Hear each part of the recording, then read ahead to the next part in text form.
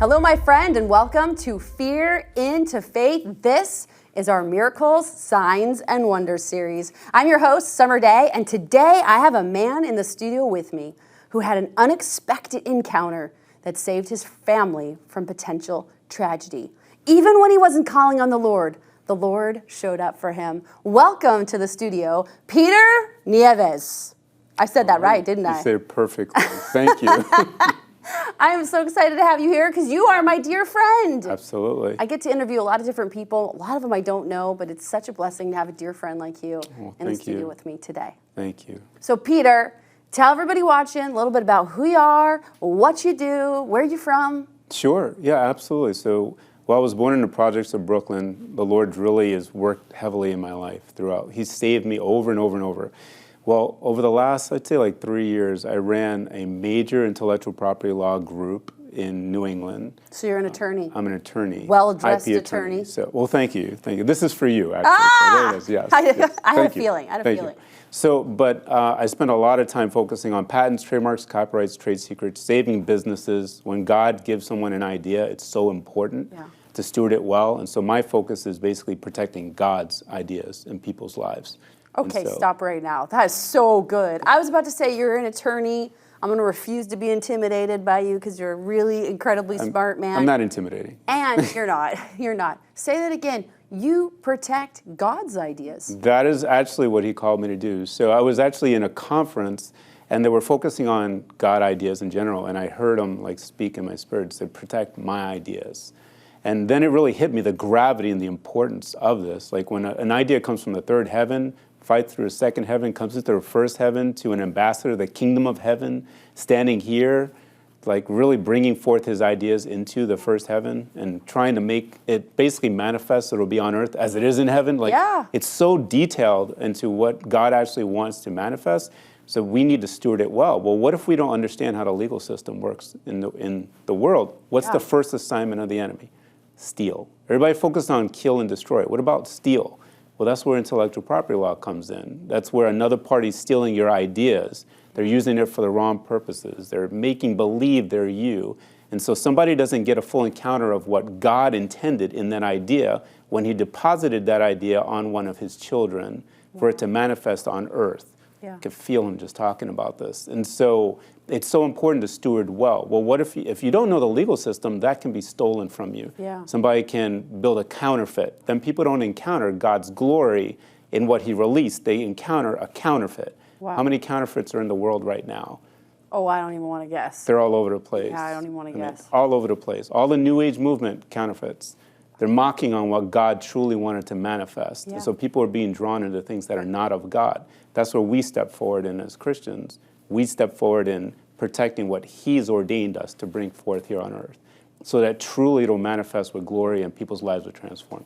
So that's a long way of saying, yeah, I'm an IP attorney. I'm like sitting here going, I think that's probably the best answer to what do you do that anyone has given me. I don't think I've used that definition in court, but yeah, that's kind of what I do. Didn't use that definition in court? Yes, exactly. That is good stuff. And you're somebody who really loves what you do. It's very obvious. Oh, I do. I love IP because quite often when somebody comes out with an invention or a new technology or a new name or logo or a painting, right, it becomes like their child. I mean, you literally see them. They put so much time and effort into creating something that's a wonderful creation.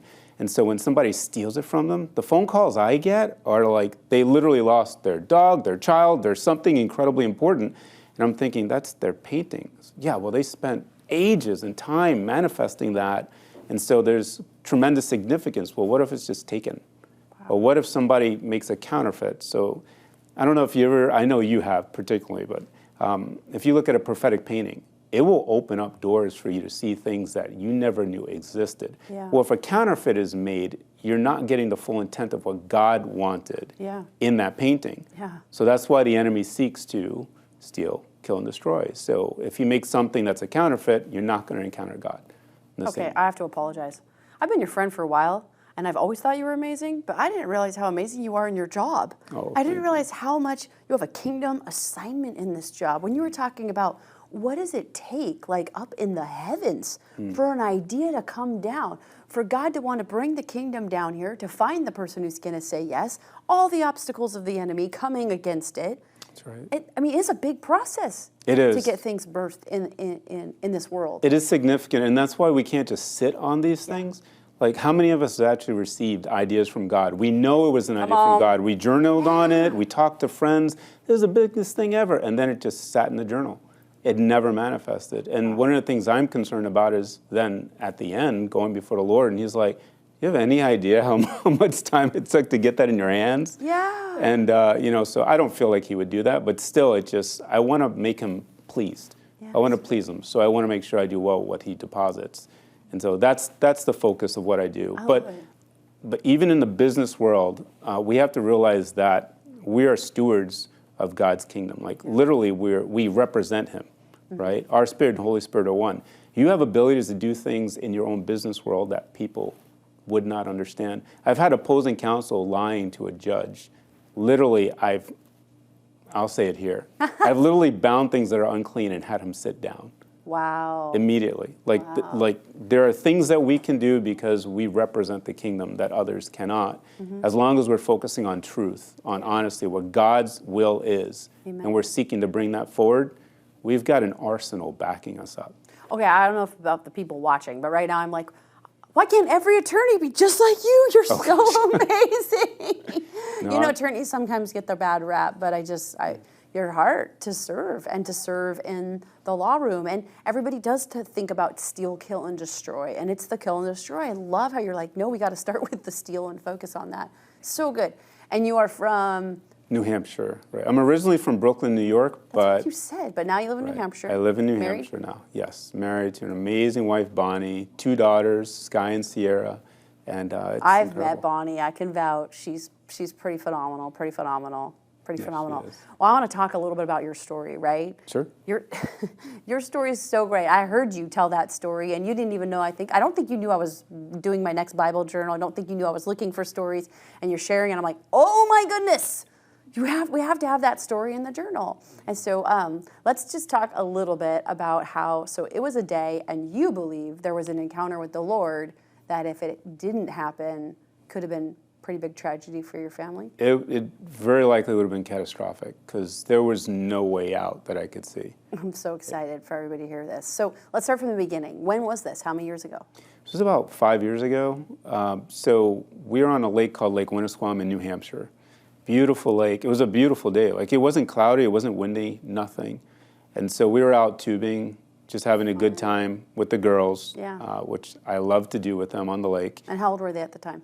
Well, that would have been 5 years ago. So Sky would have been 16 and Sierra would have been 13. Okay. So they were younger.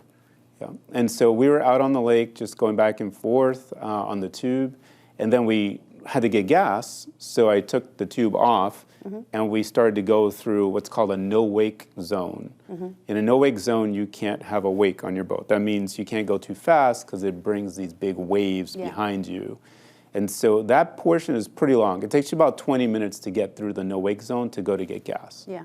That's the path that we were going, and we had no idea what we were about to come into. Because, again, not a cloud in the sky, no wind. This is a good point nothing. to go ahead and stop you. I'm going to stop you really quick. We are going to take a quick commercial break. We're going to come back and find out, did the wind pick up or not? You be the judge. Losing a family in the line of duty is a heart-wrenching, painful experience that no one could ever be prepared for. The emotional loss can be traumatic, and the financial setbacks can be life-altering. Blue Family Fund is a nonprofit organization that exists to assist the families of fallen officers and first responders. Our focus is to raise funds for higher education, scholarships for dependents of law enforcement officers and first responders. We are here for you. Hello, friends. We are back with Peter Nieves, getting that one right again. And you were just starting to talk to us about being on the lake with your 2 girls. Everything's sunny. It's great. You're coming back in to grab some more gas, get back out there and have more fun. And what happened next? Right. So we enter into this no-wake zone. You have to turn a corner to get to it. And then there's these houses that are literally right on the water. Yeah. Right.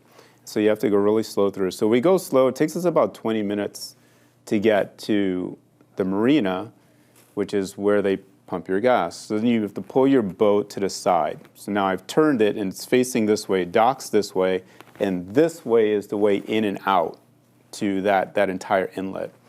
So we're on the side this way.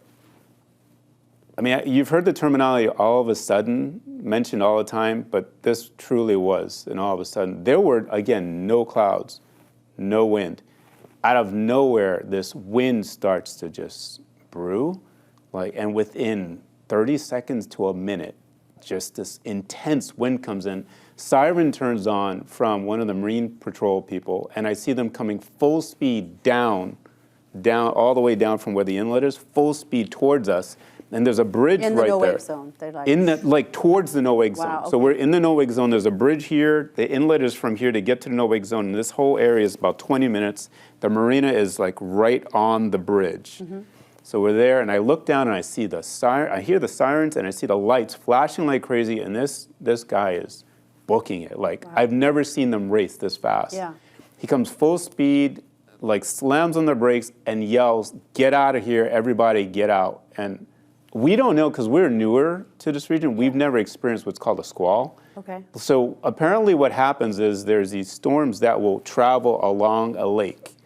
But they move at such torrential winds and clouds and lightning and just almost like hurricane winds that'll come out of nowhere. And you're in a boat in the water, which means it's not like you can, you're on a surface where you can run inside. You're on a boat in the water. Yeah. So immediately the person who's pumping the gas obviously doesn't ask for money or anything. He just says, "Get out of here." Yeah.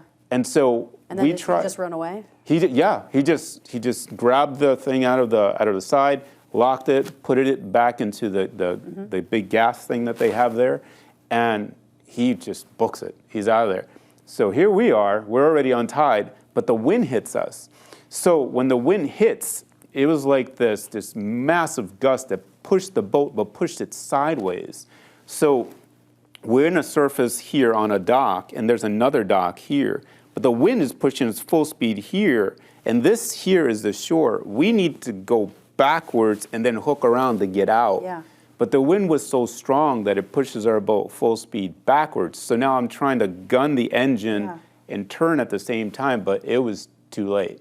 Wow. It was just too late. And I'm in a bass boat, it's a Nitro Z7 Sport, so it's a bigger bass type of boat. And my daughter's here, my other daughter's there, my wife is there, and we're trying to figure out what are we going to do. Essentially, you're balked. You can't get out because the wind is so strong. You cannot go the opposite direction of the wind. Right. So you're stuck in this. Yeah. So and the way that we're getting pushed back, we're about to smash into the dock, and once you're in the dock, you can't come out because the wind is pushing you into it. Yeah. So you can't. If you go forward, you can't go anywhere. You're stuck. It's over. So I wasn't even thinking, yo, Jesus, nothing. I mean, it just was going. It was going that fast, and the skies turned black immediately. And Marine Patrol said, "Get out of here!" He's literally on the mic saying, "Get out of here!" So the no-wake zone became essentially an escape path. Nobody's caring about no-wake, and everybody's gunning it full speed just to get out of there. But we're going towards the dock in this exact same moment. And right before the boat is about to smash into the dock, I can't explain this except to say, by the grace of God, this man shows up. This big man shows up, grabs, and this is not physically possible, grabs the boat, twists it, pushes it. And I'm so he's just random man, edge of the dock, somehow, this very large boat has the strength. It's an 18-and-a-half-footer, I think, and it's going with the momentum of the wind on the water going right at the dock. It is not physically possible for a human being to stop a boat that's going right into a dock like that. He grabs it, twists it, redirections, pushes it, and says, "Go." And we just gunned it. And when we gunned it, we both looked back, and there was nobody there. Nobody there. Yeah. And my wife even, she just kind of looks at me and then I just gunned it full speed, and my girls were I remember underneath. you telling me that the way the thing was is like for him to leave this point, he would have had to have. There was only one that's right. direction to go. Right. So the way the dock worked is that this is the shoreline here. You have to go up here, then around the dock to go here, to be on the point where we were. Yeah. So it's almost like a horseshoe. Yeah. To get there. So there's no way you wouldn't have seen him. He can't. He would have to walk back up this way, then to go to the left, then go to the left, and go to the left to get to the shore. When we looked, there was nobody on that dock. Yeah. So no humanly way that he could have ran fast enough. I mean, I guess if he jumped in the water, that would have been the only way he could have just. That's possible. Like randomly Aquaman, right? But no, there was no way possible. But the thing that was so impressive to us was just that, like in that moment of desperation of how are we going to get out of this, like God answered, because there was no physical way to move. And then we just, like I said, we took off full speed. My girls went underneath there's like a cabinet area there. They went underneath it, and lightning was striking to the left and the right as we're doing this, and boats are like just trying to get through this narrow pathway to get out.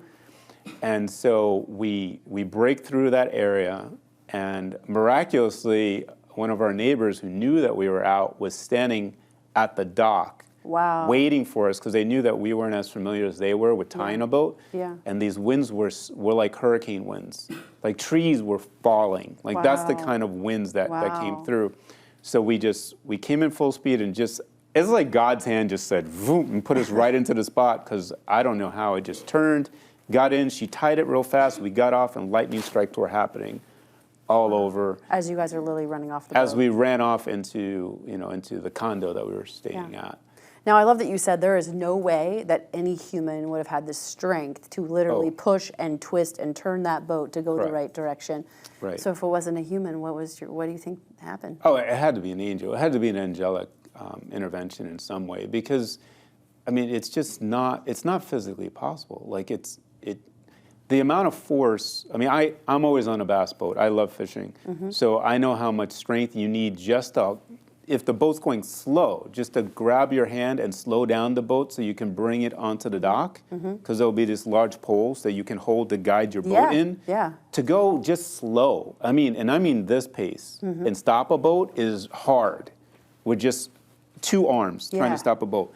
This was going full speed into a dock with the gusts of a wind, and not only to stop it, but then turn it. Yeah, that's the part that's crazy. Push it. Like, turn it against the wind that is blowing to go the correct direction. It is truly amazing. So, I mean, everything worked out really well, but it's an incredible memory that the family and I have. And it really shows how, like, even when you're not calling out to him, he's watching. Yes, he's, good. He's taking care of your family. Good, he sees what's going on, and We're going to pause real quick. We're going to go to another commercial break, and we'll be right back right after this. Kinky, curly, wavy, straight. No matter what texture of hair you have, your hair is uniquely you and can shine in its natural beauty. And you don't have to use harsh chemicals that hurt your hair to do it. Hair Rules has exactly what you need. Our non-toxic, nourishing blend of ingredients help you work with your unique hair texture and not against it. You've got beautiful and unique hair. It's time to start showing it. Visit ilovemytexture.com and treat your hair the way it deserves. Your choice, your hair, your rules. ilovemytexture.com.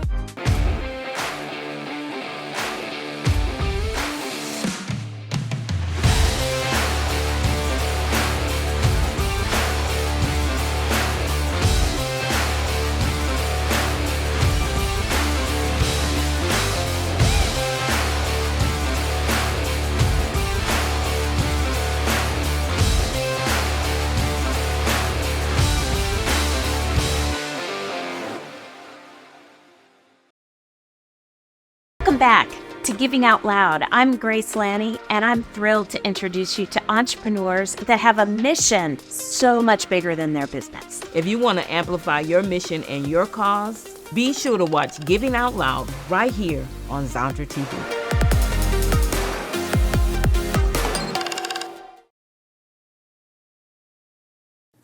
We are back, my friends, with Peter Nieves, and we're talking about his miracle experience that he had where an angel literally on the dock was able to not just push his boat away from smashing into the dock, but then twist it against hurricane force winds to go the opposite direction, thus saving your family from smashing, and who knows what would have happened. Right. Yeah. Absolutely. I was telling you at the break. No, I was telling you at the break how like your story is so exciting for me because I've been on a couple of boats and I've been on a dock where a boat has come to knock into it. And I remember it took a great amount of force to move this tiny little itty bitty boat.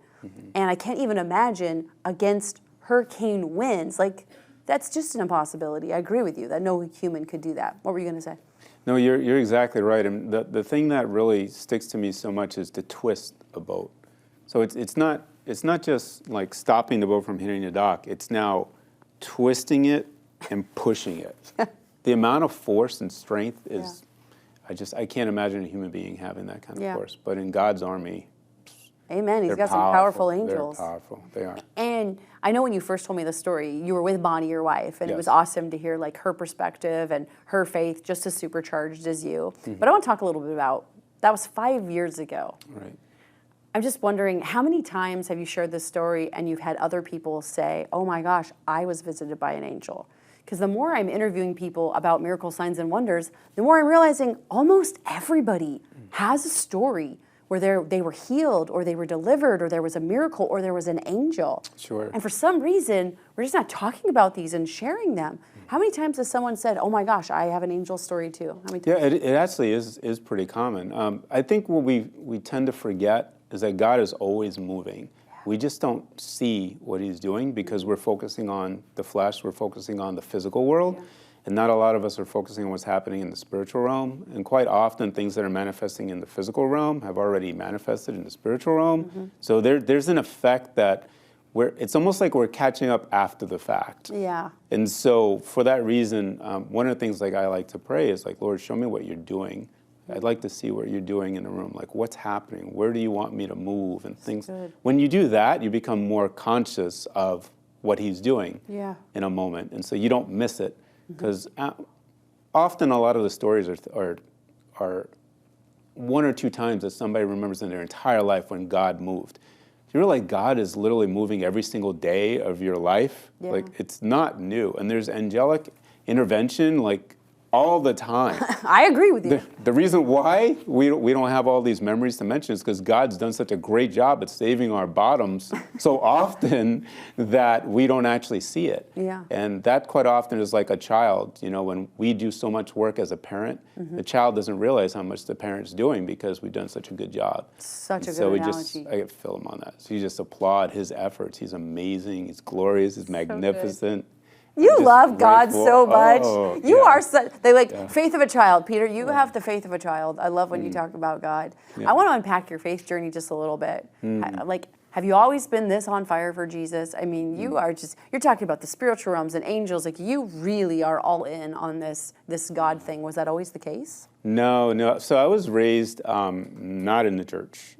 So I had quite a shaky background. My mother was agnostic. My father believed in something, but they forced me to go to church because my stepmother essentially said, look, I don't believe, but you're going to make up your own choice, which I thought was amazing for her to do that. So she left it up to me. So they dropped me off at church, and when they left, I'd go into the backyard and play basketball. So I never even went to church. Like, I was not in one door and out the other. Literally, wait, they're gone? Great. I go into the backyard, where they had the basketball court, and I play basketball. And then right before church was over, I'd go back into church, and then I'd leave. So, yeah, I didn't have the greatest relationship with God when I was younger, but I was suffering from a lot of things. I was suffering from panic attacks, anxiety issues, physical issues, all sorts of stuff. And I was also a bow hunter. And so one time I was like... You were a bow hunter? You just Yes. gotta throw that one out there? Yes. I knew you were cool. Yes. So from the projects of Brooklyn, the bow hunting. That's great. Okay. So, but one day I'm out in a tree like 30 feet up in the air, bow hunting deer because my wife loves venison. And so I got hit with a massive panic attack. Couldn't breathe. No. Like I thought I was going to die. And 30 feet in the air. Yeah. And I turned to God and I said, I can't live like this anymore. I don't want to live like this. I need your help. And this power came into me and gone. Like, now, just to be clear, I had a bag that was about this big of everything from St. John's wort to magnesium to passion flower to, I mean, you name it, Ativan to all sorts of things just to make it through a day. Wow. He came in a split second and removed something that nobody could do. I also had an addiction, this was over 20 years ago. I was addicted to pornography because I was physically, emotionally, and sexually abused as a child, right before the age of 8. And about 20 years ago, my daughter was 1, and I was starting to catch a glimpse in the spirit of what that means to be addicted to something that is not of God, that's opening up opportunities for the enemy in your own life and in your marriage and in your children's lives. And it hit me so strong that I tried everything to stop, but there's a spiritual realm. You know, it's a spiritual battle. It's not just a physical battle, which people don't understand. And so one day I'm sitting, I remember like it was yesterday, I'm sitting at the dining room table, my wife had gone to bed, and the gravity of it was so strong, I just started crying. And I said, would you please have mercy on me and take it? I can't stop. I'm done. Like, I can't do it. And when I confessed to him that I couldn't do it, and I just surrendered, gone. And now when I say gone, I mean 100%. I couldn't watch people kissing on television. Like literally it got shut off 100%. To the point when my wife's like asked me, we can't even watch our R-rated movies anymore? Like, what's going on? Wow. But it just, he came in, and so my life has really been these moments where he comes in, he saves me from smashing into a dock, and essentially we could have drowned in that moment. I don't know how we would have gotten out, to like the addiction to pornography, to like physical things, to emotional things. He'll come in and just save me. Wow. So he truly is my Savior. I love it. I love it. And I know that you have so many miracle experiences. You've prayed for people. You've seen healings. You've seen signs. You've seen wonders. We have a little bit of time. Is anything stands out of a time you've prayed for someone or a miracle you've seen that you want to share? Yeah, I'd love to share this one. I had a pastor bring this woman in a wheelchair over to me, and she couldn't get out. So she smelled of urine, like, because she couldn't get out of the chair, and she'd run it with her hand. And so he said, "Can you pray for her?" I was like, "Sure." And then he left. And how many years ago was this? This one was about 8 years ago. Okay. But it's has such a massive effect on me. So asked her, I got to know her name. Her name was Doris. I asked her, I remember to this day, and I said, what would you like prayer for? Because you should always ask. Like, you shouldn't just assume, hey, get out of the chair. It's like you should always. So I did. I asked her, and she said she wanted her eyes to be fixed because she couldn't see out of one eye, and the other one had cataracts. And so I said, all right, well, let's pray for that. And prayed for her once, seemed like nothing. Prayed a second, seemed like nothing. Prayed a third time. Now, God had healed me of so many things that I started praying for others, and they were all being healed. Wow. Like legs growing, eyes opening, ears opening, like you name it, things were happening. Well, it wasn't happening for her. So I was starting to get frustrated. And I turned to my daughter, and I said, what do you see? And she mentioned what she saw. And so I got to a point where I said, Lord, I don't know what's going on here. I don't know what to pray, but you do. So can you just heal your daughter here? Because I'm getting in the way. I literally told him, I feel like I'm getting in your way. Yeah. And prayed one more time. Boom, her head snaps back. She says, get out of the way. She stands up out of the chair, right? And she starts walking, like literally she's like this, and she does not walk. Like the people in the church know she does not walk. And she starts slowly like stumbling, and I was like, should I help you? She was like, get away, like, don't touch me. Like, 'cause she felt the power of God. And she goes around once, twice, and then on the third time she looks at the wall and she says, that's a chalice, that's a dove. She's naming the stained glass windows in the Foursquare church. Wow. And so when she gets to the front, I said, do you want to sit down? She yells at me, go get me a small print Bible. Okay, I don't want to cut you off because it's an amazing story, but we're running out of time. Okay. So you healed her, you prayed. She's completely healed. She's out of the wheelchair. Her eyes were healed. She could walk. And all I did was get out of the way so God could do what he wanted to do in the first place. So good. That's the most perfect message to end with. Peter, you're amazing. You've been a great guest. You're a great friend. Thank you so much for being here. Thanks for having me. It was amazing. I'm glad you're doing this. Thank you. I received that. And my friend, that is my prayer for you. My prayer for you is that you would just sometimes get out of the way. Ask God, what is it that you want? What is it that you want me to pray? And then walk in boldness and do that. We'll see you next time. Bye.